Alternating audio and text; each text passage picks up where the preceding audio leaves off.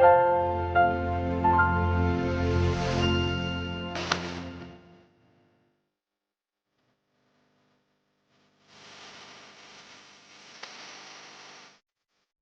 ஜனங்கள் ஒருபோதும் வெட்கப்பட்டு போகாதபடி நான் அவர்களோடு கூட இருந்து அவர்களை நடத்துவேன். அல்லேலூயா. அவர் கூட இருப்பார். நான் வந்து உன் நடுவிலே வாசம் பண்ணுவேன். சந்தோஷமா இரு, நீ வெட்கப்பட்டு போக மாட்ட. அல்லேலூயா. உன்னை வெட்கப்படுத்த நினைக்கிறவர்கள் வெட்கப்பட்டு போகும்படி கர்த்தர் உன்னை என்ன செய்வாரா? உன் தலையை நிமிர்ந்து நடக்க பண்ணுவார். ஆச்சரியமான நன்மைகளை அருளுவார். இது எப்படி ஆகும், எப்படி ஒன்றுக்கும் கவலைப்படாதீங்க, அவர் கூட இருப்பார். அல்லேலூயா. அவர் கூட இருந்தா என்ன செய்வான்? எல்லா குறைவுகளும் மாறும். காணா ஒரு கல்யாண வீட்டில் இயேசு இருந்தார். தேவனுக்கு மகிமை உண்டாகட்டும். எல்லா குறைவுகளை என்ன செய்கிறதா? ஆச்சரியமான ஆசீர்வாதமாய் மாறுகிறது. தேவனுக்கு மகிமை உண்டாகட்டும். எந்த இடத்திலும் செப்பனியா 3:17 சொல்லுகிறது, உன் தேவனாகிய கர்த்தர் உன் நடுவில் இருக்கிறார்.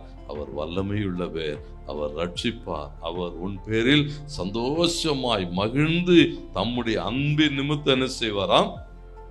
அன்பின் நிமித்தம் அமர்ந்திருப்பார். அன்பின் நிமித்தம் என்ன செய்வாராம்? தம்முடைய அன்பின் நிமித்தம் உட்கார்ந்துட்டு இருப்பார். நம்ம கூட என்ன செய்வார்?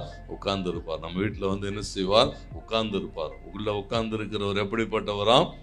வல்லமையுள்ளவர். ஆண்டவருக்கு மகிமை. ஏதோ சும்மா ஆள் உட்கார்ந்து இல்லை, உள்ள உட்கார்ந்து இருக்கிறவர் எப்படிப்பட்டவரா? யூத ராஜ சிங்கம். கர்த்தருக்கு மகிமை உண்டாகட்டும். அவர் ராஜாதி ராஜா. அவர் சொல்ல ஆகும், அவர் கட்டளையிட நிற்கும். தேவனுக்கு மகிமை உண்டாகட்டும். அவர் வந்து என்ன செய்வாரா? நம்மை நேசிக்கிற அந்த நேசத்தின் நிமித்தம் நம்ம கூட உட்கார்ந்து இருப்பார். அல்லேலூயா. எவ்வளோ பெரிய சந்தோஷம் பாருங்க.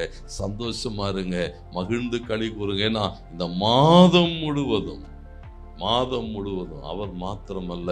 ஆக 2:5 சொல்லுகிற போது சொன்னார், நான் வாக்குத்தத்தம் பண்ணினபடி நீங்க எகிப்திலிருந்து புறப்பட்ட போது நான் உங்களோடு கூட ஒரு வாக்குத்தத்தம் பண்ணினேன். அந்த வாக்குத்தத்தத்தின்படி என் ஆவியானவரும் உங்கள் நடுவிலே இருப்பார். பயப்படாதிருங்க. மாதம் முழுவதும் அதுதான். தேவன் கூட இருப்பார்.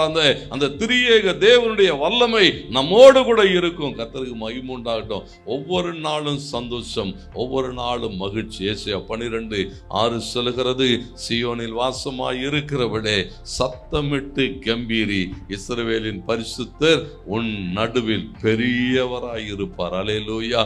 அவர் தான் பெரியவராய் இருப்பார். ஆகையினால ஒன்றுக்கும் கவலைப்படாதிருங்கள்.